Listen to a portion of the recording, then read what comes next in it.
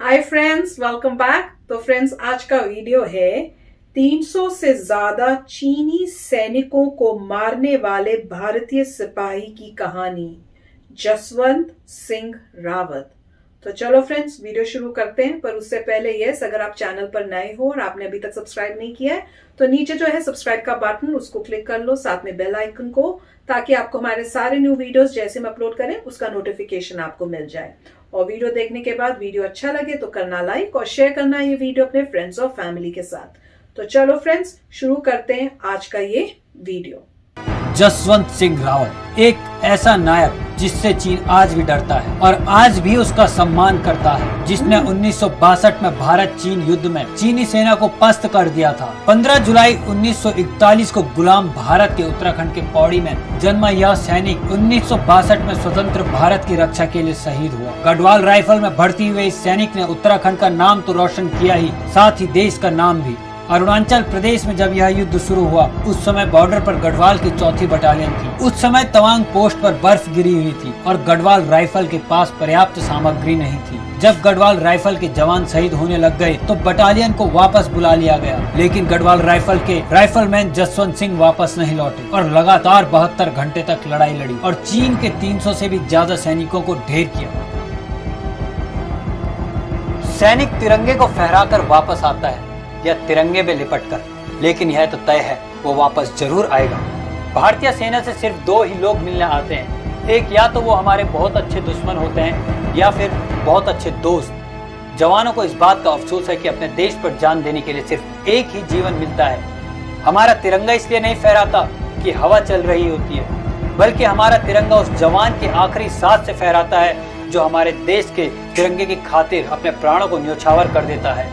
भारतीय सैनिक लड़ता है इसलिए नहीं कि वो अपने सामने वालों से नफरत करता है, बल्कि वो अपने पीछे वालों से, अपनी देश की जनता से बहुत प्यार करता है। अगर वो आगे बढ़ता है तो मर सकता है और वो मर भी जाएगा, और पीछे हटेगा तो हमारे तिरंगे का अपमान है। इसलिए हम भारतीय सेनाओं को हमेशा आगे बढ़ने ही बेहतर माना जाता है। यदि कोई आतंकवादी जन्नत जाना चाहता है तो हमारी भारतीय सेना उसे जन्नत पहुँचाने के लिए 24 घंटे खड़े हैं।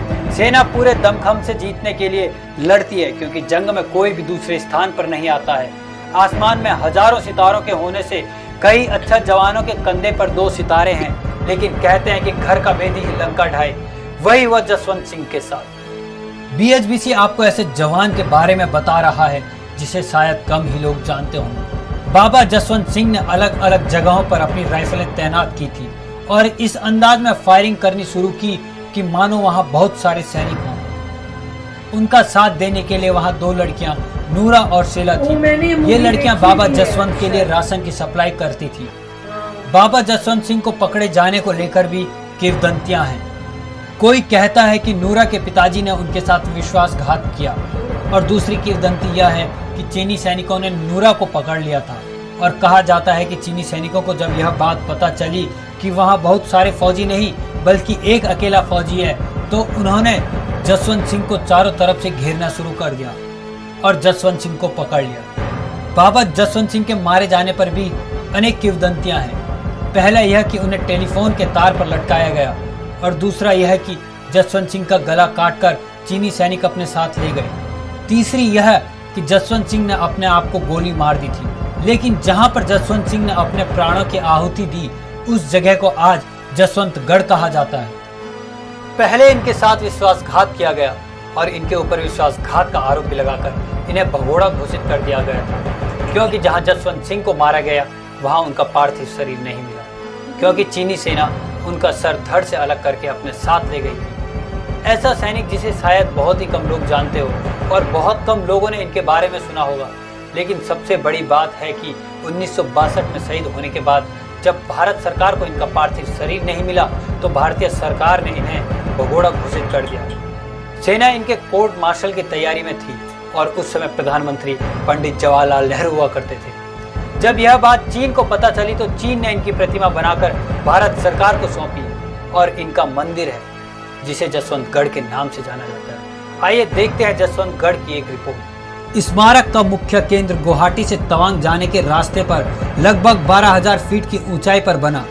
जसवंत युद्ध स्मारक भारत और चीन के बीच 1962 में हुए युद्ध में जसवंत सिंह रावत के शौर्य व बलिदान की गाथा बयां करता है। चाहे वो जनरल हो या फिर कोई स्थानीय नागरिक और जवान हो या फिर कोई पर्यटक, तो वह बाबा का आशीर्वाद लिए बिना आगे नहीं जाते हैं। कहा जाता है कि जसवंत सिंह की आत्मा आज भी भारत की पूर्वी सीमा की रक्षा कर रही है। भारतीय सेना उन्हें आज भी सेना के सेवारत अधिकारी की तरह सम्मान देता है। इतना ही नहीं, जिस जगह पर वह शहीद हुए थे वहाँ पर उनकी याद में एक झोपड़ी बनाई गई। इसमें उनके लिए एक बेड लगा हुआ है और पोस्ट पर तैनात जवान हर रोज बेड की चादर बदलते हैं और बेड के पास पॉलिश किए हुए जूते रखे जाते हैं। इस बहादुरी के लिए गढ़वाल राइफल के जवानों को मरणोपरांत वीर चक्र प्रदान किया गया। जसवंत सिंह को महावीर चक्र तो त्रिलोक सिंह और गोपाल सिंह को वीर चक्र दिया गया।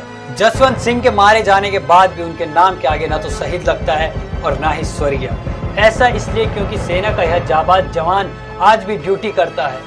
ऐसा कहा जाता है कि अरुणाचल प्रदेश के तवांग जिले के जिस इलाके में जसवंत सिंह ने जंग लड़ी थी, उस जगह वो आज भी ड्यूटी करते हैं और भूत प्रेत में यकीन न रखने वाले सेना और सरकार भी उनकी मौजूदगी को चुनौती देने का दम नहीं रखते हैं। जसवंत सिंह का ये रुतबा सिर्फ भारत में नहीं बल्कि सीमा के उस पार चीन में भी है।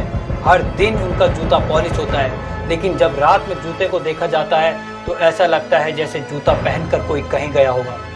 सूरज की पहली किरण के साथ ही उन्हें बेड टी दी जाती है। 9 बजे नाश्ता और फिर रात का खाना भी मिलता है। उनके बूट रोज पॉलिश होते हैं और वर्दी पर प्रेस की जाती है। सेना के अफसर के लिए यह सब दिनचर्या का हिस्सा हो सकता है, लेकिन यह सब शहीद हो चुके जसवंत सिंह के लिए भी हो सकता है।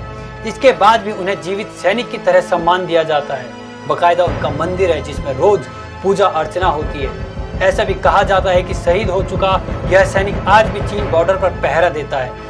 जसवंत सिंह भारत सेना के अकेले सैनिक हैं जिन्हें मौत के बाद प्रमोशन मिलना शुरू हुआ। पहले नायक, फिर कैप्टन और अब वह मेजर जनरल के पद पर पहुंच चुके हैं। उनके परिवार वालों को जब भी जरूरत होती है तो उनकी तरफ से छुट्टी की दरखास्त दी जाती है। जब छुट्टी मंजूर हो जाती है तो सेना के जवान उनके चित्र को पूरे सैनिक सम्मान के साथ उनके उत्तराखंड के पुश्तैनी गांव ले जाते हैं और जब उनकी छुट्टी समाप्त हो जाती है तो उनके चित्र को ससम्मान वापस उनके स्थान पर ले जाती है। स्थानीय लोगों के मुताबिक पोस्ट पर तैनात किसी सैनिक को जब झपकी आती है तो कोई उन्हें यह कहकर थप्पड़ मारता है कि जगे रहो, सीमा की सुरक्षा तुम्हारे हाथों में है। इतना ही नहीं, एक किंवदंती यह भी है, उस राह से गुजरने वाला कोई राहगीर उनकी शहादत स्थली पर बगैर नमन किए आगे नहीं बढ़ता। अगर आगे बढ़ता है तो उसे कोई न कोई नुकसान जरूर होता है।